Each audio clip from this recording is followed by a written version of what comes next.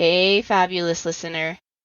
If you want to become a powerful and profitable trauma-informed coach, my business partner, Kushla, and I have a special free 5-day training starting next Monday, April 29th.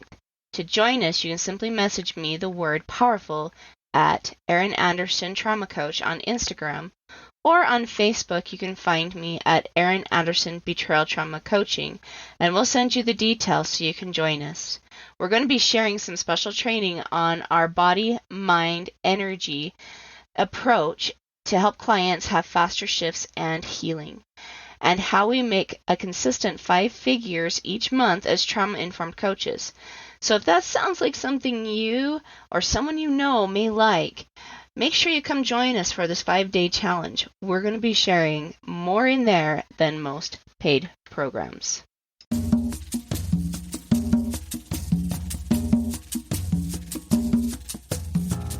Hey everyone, it's Erin Anderson with the Erin Anderson Betrayal Trauma Coaching. I am super excited that you have tuned in today. Let's get talking about how to heal from betrayal trauma.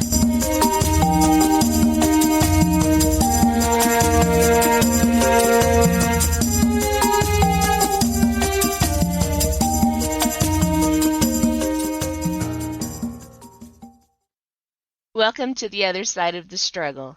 This is a podcast where we talk about trauma, how to heal it, and then how to take it and use it to unlock your mission and your potential, and to use it to live your very best dream life. When you're dealing with betrayal trauma, it can be hard to know how to heal it, how to stop the pain, and to know what your next steps are to take in your own life. And these are the questions that we try to answer here. Trauma has the ability to rob us of our joy and identity, which is why it's so miserable to experience. But with the right tools and with the right mindset, we can totally reclaim that joy and even use this trauma to strengthen ourselves, so that way trauma does not knock us off of our joy again. Living your dream life should be a non-negotiable, but trauma tends to try to negotiate that with you. And even though trauma is not something that we will completely ever be free of in our life, the pain is negotiable. This is why I created Erin Anderson Betrayal Trauma Coaching and this podcast, is because I want my listeners, I want my clients to live, truly live free from the prison that trauma can put you in.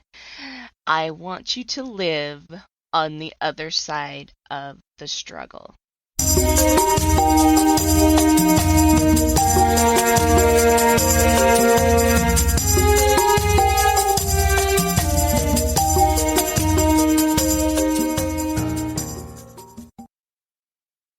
Hey everyone, welcome back to another episode of The Other Side of the Struggle. So glad you're here. I think that this episode is going to be one that you guys are really going to connect well with. And I think it's going to be major in helping you guys step out of trauma and maybe make the first steps into healing and progress and more of what it is you really want out of your life. At least that's my hope for you. So today we're talking about understanding your own trauma cycle and how to break it. And why that's really important is because as I've been coaching for 10 years. I've coached easily over 100 clients at this point. And one thing I've noticed is they think in cycles. Okay. Remember, our brain loves predictability, like loves it. And it wants to go from point A to point B. But the problem with that is oftentimes if we just let it go from point A to point B, we find ourselves in destructive thinking habits. And those thinking habits often lead us to self-betrayal, often lead us to feeling unsafe, feeling like we can't trust again. Do any of these kind of start to sound familiar, right? And granted, I'm not saying you need to trust. sometimes if somebody is just not showing up, that doesn't mean you have to give them all of your trust again. I think that there's different levels of trust, right? And maybe the person you love really isn't capable of holding your trust. But the problem with us wanting to trust that person again, even though they may not necessarily deserve that trust, is we know that it's necessary if we're going to continue a relationship with that person. We don't want the pain of divorce. We don't want to have the pain of separation. We don't want to have the pain of a failed marriage, because oftentimes, what does that mean about me, right? There's so many different levels of fear behind that. And so our brain takes us from point A to point B really quickly. And we tend to get into this vicious cycle that we feel like we can't ever break. Okay. So if you guys remember the trauma cycle, if you don't, go back and listen to it, but I should say, go back and listen to the episode again. You'll have to search through. I don't remember what episode it is, but there's an episode about understanding the trauma cycle, right? Well, today I'll go back through the different pieces of the trauma cycle again. But I definitely would recommend you also listen to that episode again first.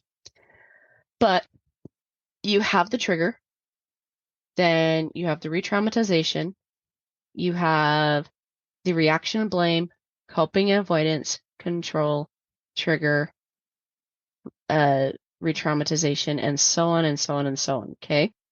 That's how the trauma cycle works. And there's many things that can trigger us, okay? And basically what trigger means is you're going to have an emotion go off, okay? Such as anger, frustration, fear, worry. Those are all really good indicators, or also good signals that we need to pay attention to something, right? Like, what do we do?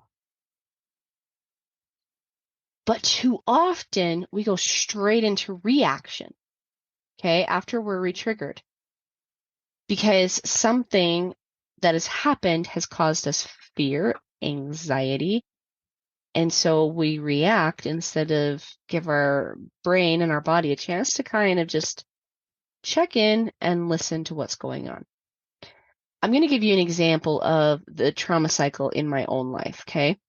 So for example, now before you guys think I'm a bad driver, I'm actually a very good driver. I've never had a ticket in my life, never once, okay? And I've been driving now for 24 years. All right. We're going to go with that, 24 years. So I've been driving a while and I've never had a ticket. But I've had 3 major car crashes, all of them very bad. The first time I drove off a cliff. First time I was ever driving, I was with my dad, drove off a cliff, landed upside down in 3 feet of water. Yeah, that was by the way, the cliff was at least 20 to 30 feet. Landed upside down, 3 feet of water. Thought I killed my dad. That was a very traumatic day. When they finally pulled my car out of the water, it had boomeranged, and yeah, it wasn't a pretty sight at all. So there was that day. 7 months later, I had a friend that pulled out in front of my mom and I when I was heading home from high school, and we T-boned her and pushed her several feet down the road because we were going 55 miles an hour, and we hit her in the driver's seat. Our entire front of the car was completely destroyed. Her car was completely destroyed. Luckily we all walked away from that, but that was another very traumatic day for me. I thought we killed my friend, right? And then several years later, I had somebody push me out of my lane on I-15, which is the freeway. We're going 80 miles an hour, pushed me out of my lane, and the axle on my car broke as I tried to use an evasive maneuver. And because I lost complete control of the car at that moment, I spun across all lanes of traffic and hit the center divide. How I didn't get hit by another car, I don't know. I'm glad I didn't. But I had my kids with me that day, my boys, and that was also a very deeply traumatic day. I've had all of these car crashes. They are all been very severe. They've been hard on my body. I, to this day, have still pretty severe back pain from so many car crashes, right? And I still feel just a bit of anxiety when I get behind the wheel. Now, granted, I had to tell my brain what to do, right? Because I could have just completely avoided driving altogether, but where would that have left me, right? I mean, we live in a day and age where I'm a mom of 6 kids. If I didn't drive, they wouldn't have the care that they need. That's important that I drive then. And these are things that I realize. So I forced myself back in the car and kept driving. But that doesn't mean that there's still not that little piece in my brain that freaks out. So the trigger for me is going to be driving, right? And that does re-traumatize me every single time I get behind a wheel. And I have to sometimes really calm myself down, especially going in for long distances, or I do refuse to drive in ugly weather. I don't like that at all because I've got all kinds of triggers going off at that point, right? But I can easily re-traumatize myself by thinking about those horrible moments, right? And then I easily want to go into reaction and blame. I tense. There's your reaction, right? My heart rate speeds up.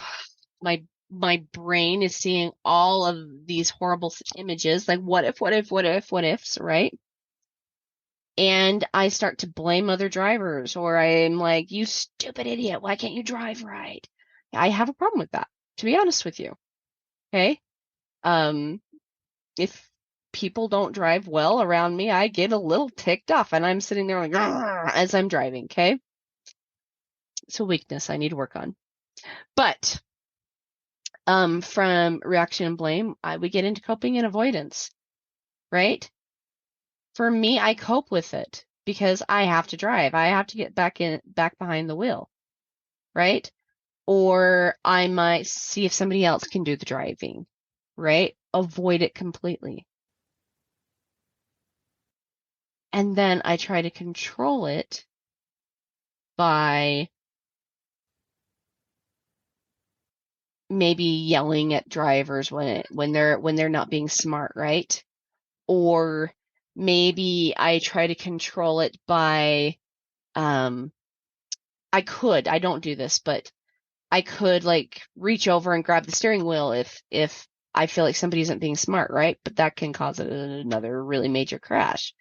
So we've got all of these things that are happening in my brain when I get in the car or I get behind the driving wheel, right? For me, that is my trauma cycle. But for you, you're probably here because you've been betrayed. And so relationships in general, especially with men, if you're a woman, this is a big thing that we get called into question a lot. We don't trust men because men have shown up as untrustworthy. Maybe you've been betrayed by your father or an uncle or a grandfather or a husband, right? A friend, a neighbor. And we tend to think that men are nothing but sex addicts, right? They can't be trusted. They can't be trusted. They can't be trusted. But the problem is that leads us into avoiding relationships with men in general. And they can be some of the most wonderful, beautiful relationships because the relationships between men and women, if they're both a healthy person, are beautiful. Like for me, I'm a very independent person. I can figure things out. I can go out and do things. If I need something repaired or fixed, yeah, I love it when my husband does those things. But I can learn how to do it and I can go out and do it if I need to, right? Absolutely, I can do it. I love having my husband change the oil in my car or take care of automobile things. But I can do it if I have to. I'm a very deeply independent person. However, I love it. I love being in the energy of the masculine. I love it when my husband is protective of me. I love it when my husband um sets the rules with my family to respect me, right? I love it when my husband is deeply respectful of my needs and my wants. It's a beautiful thing to witness. And I love it when, other men respect me.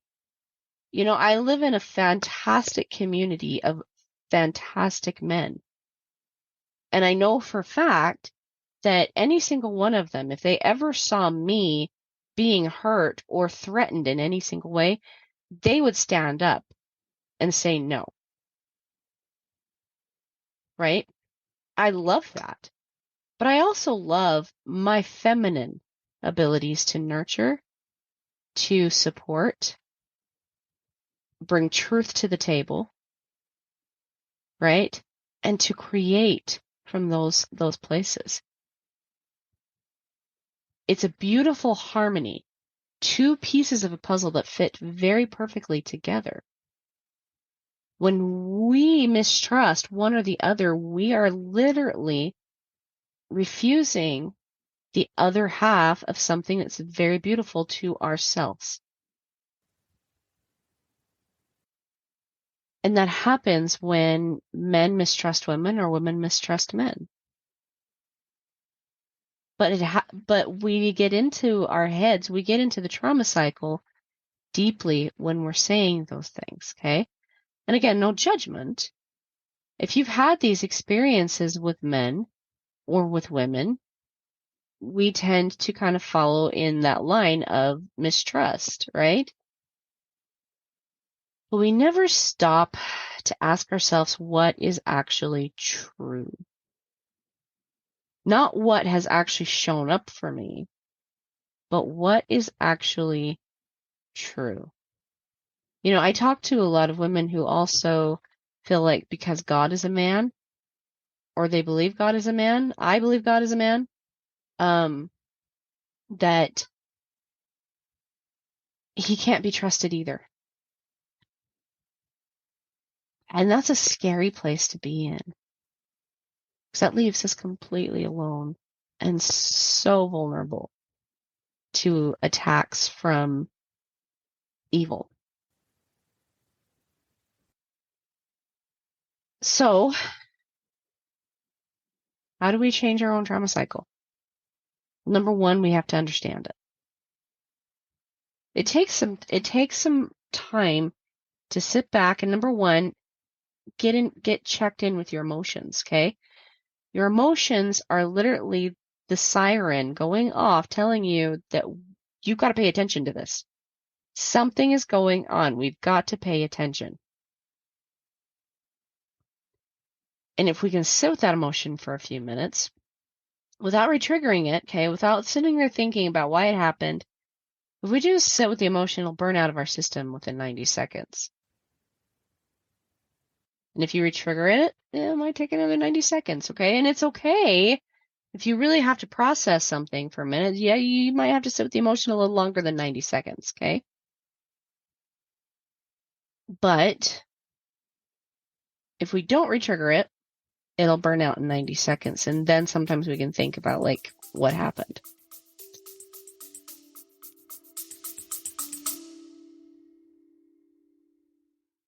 So how do you feel about boundaries? It's a legitimate question. A lot of people come to me really struggling with this concept.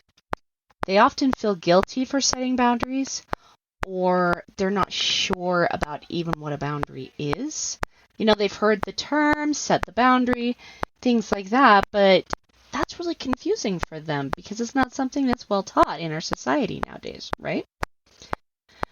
They know that boundaries are really important to having healthy, constructive, supportive, and wonderful relationships, but why? And oftentimes they also know that they feel like their boundaries are being violated, but they can't quite pinpoint what the boundary is that's being violated. That's why I've created the Clarifying and Creating Your Boundaries free PDF. You can find out what your boundaries are, how to tune in to what the boundary needs to be, and how to effectively create and communicate your boundary so that way you stay in this place that respects you, respects the other person, but also gives you the confidence in your boundaries so that way you stop being gaslighted, disrespected, and unseen. Having your boundaries really clear gives you a voice and also helps the other person stay in accountability with themselves. So that's not a role that you have to take on anymore. So if you are ready to really have clear boundaries, to really understand what your role is in the boundary, and to give yourself some safety and some protection against people that might try to gaslight you or are just being disrespectful, go grab my Creating and Clarifying Your Boundary PDF at erinandersonthetraumacoach.com. And while you're there, let's schedule a call with me. Come have a chat with me so that way I can really, really help you master this particular skill, creating boundaries, clarifying the boundary, communicating that boundary, and so that way I can also help you have relationships that show up to support you, cherish you, and love you.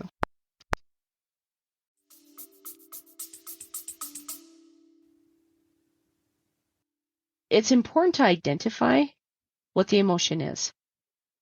Maybe there's several emotions: fear, anger, worry, jealousy, all really good examples of emotions that we really need to start paying attention to. We can learn a lot from them. And we ask ourselves why they are here. Okay? So we have their trigger, the re-traumatization, right? And we ask ourselves in the re-traumatization, what is the emotion I'm feeling? Let me identify it. And the question in the reaction and blame is, why is this here?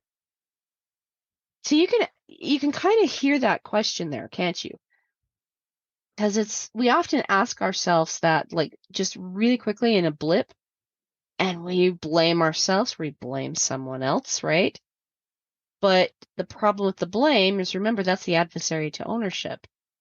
Even when you blame yourself, it's not about blame. It's simply about, like, okay, how can I change the situation to reflect what it is I want, right? We're going to get curious. We're going to think about things for just a minute. We're not going to react immediately. We're not going to take action immediately. And that's okay. Sometimes we need to sit back and really think about it and give our brain some time to go a little slower down this path so that way we can kind of see where we need to turn off. So we're not consistently going back to the same place over and over and over again. So we're not constantly getting re-triggered.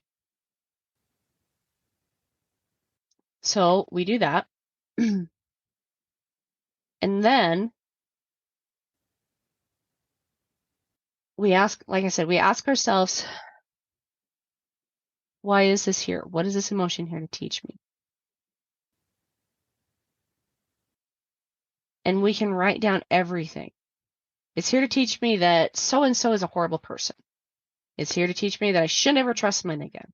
It's here to teach me that all men are horrible, right? We can write all that down, but I want you to go deeper because eventually you'll get to an answer like, it's teaching me that I need to set a boundary, that something is being violated inside of me. What is it that's being violated? Is it my value? Or is it who I am? I value who I am, right? So it's definitely still a value, but is it an outside value or is it something that's deeper inside of me? Like why am I being triggered? What is being called into question? What is being threatened here? Why do I feel threatened? Okay. And then that's actually a great question that takes us into the opposite of coping and avoidance, like what is it I need to learn? Go deeper. Because you're neither coping with that nor are you avoiding it. You're sitting with it. You're learning from it. You're giving yourself the time to process.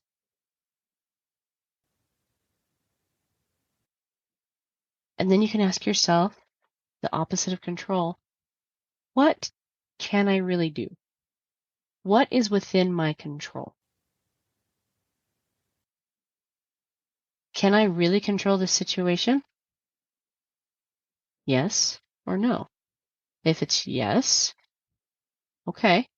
If I have control over this situation, how? Asking yourself really good questions anytime that you find yourself stuck in a cycle is beneficial to getting out of that cycle. Questions are really the thing that causes the interrupt in the way that we think. And oftentimes, and again, it's not necessarily your fault. Human nature is just to quickly think about something and act. Think, act, think, act, think, act, right? But we don't give ourselves enough time for the think.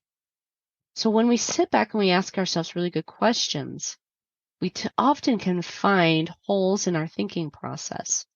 And those holes often lead to a completely different thought process that gets us the result that we're looking for in the first place. Right? So one of the things I would really suggest you do is sit down and ask yourself, well, what is my trigger?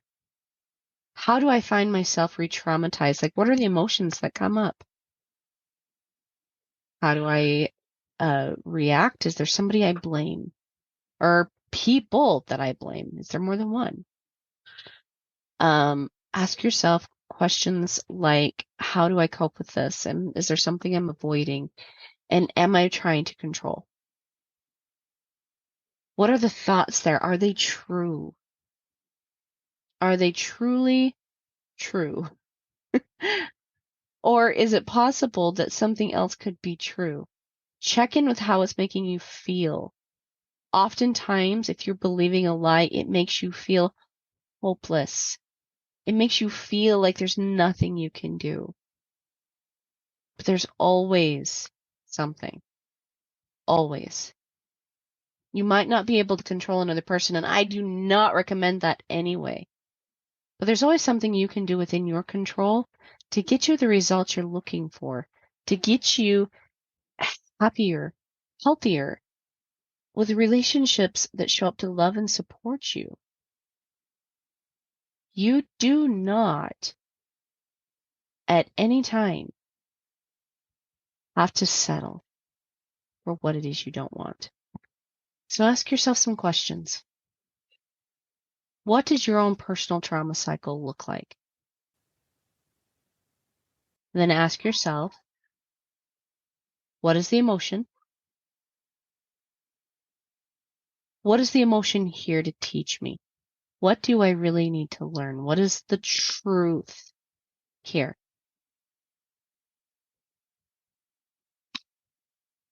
What actions can I take on the truth? What can I do because of this truth? And then ask yourself, what is it that I can truly do? What do I actually have control over? Do I have control over this thing? Yes or no? If I don't have any control over this, what do I have control over? Like, I cannot control my husband's pornography addiction. That's a great example. You don't have any control over that. What I do have control over is my home. I can decide if I allow that in. I can have control over how I'm going to react. I have control over how I'm going to view the situation. I have control over myself and my agency. I have control over how I influence, how I show up. Those are all very powerful things that help you get out of the trauma cycle. All right, my loves, I hope this is helpful. Go ahead, create your own trauma cycle.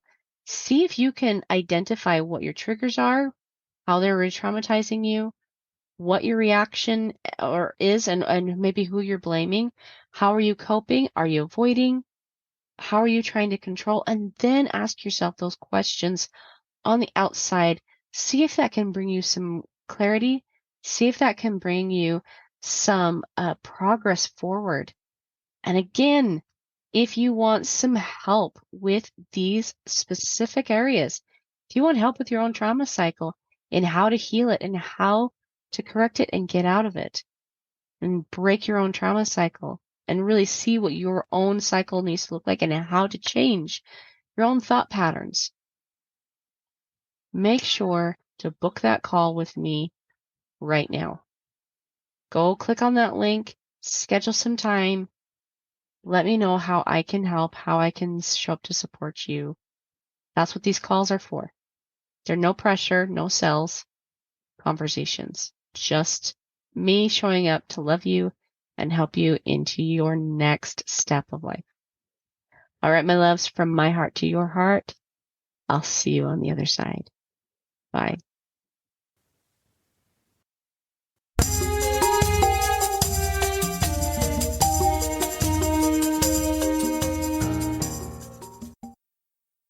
Okay, so I've got a question for you.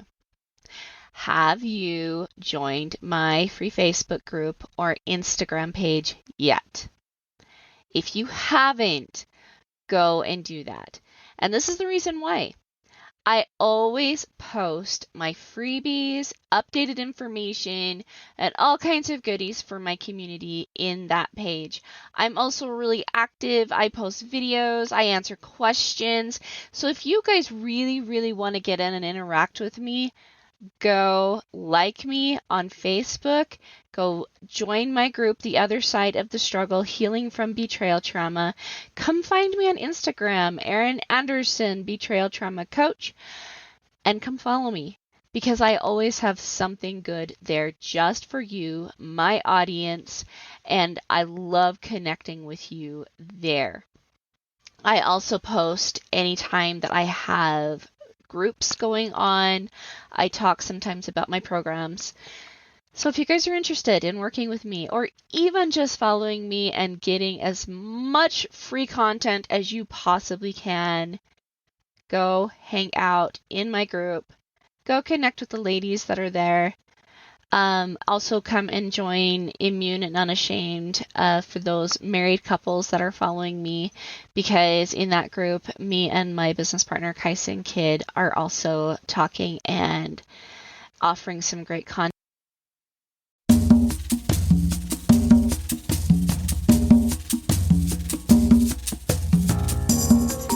Hey guys, thanks so much for hanging out with me today and listening in on this podcasting episode. Don't forget to tune in next week. It's gonna be